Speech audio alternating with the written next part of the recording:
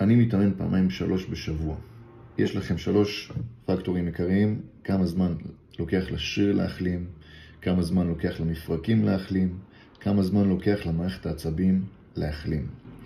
וככל שאתם מתאמנים יותר חזק, ככל שהמערכת העצבים שלכם נשחקת יותר, ואתם צריכים יותר מנוחה בין האימונים. העומס יתר בא בקלות.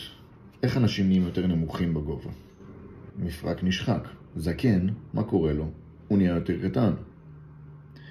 אם אתם רוצים לפגוע בגדילה שלכם, בין 15, בין 13, בא מתאמן כל יום בחדר כושר, 2-3, תנו דגש על 2-3 אימונים איכותיים בשבוע, יהיה לכם את ההתאוששות שאתם צריכים, התקדמות במשקלים.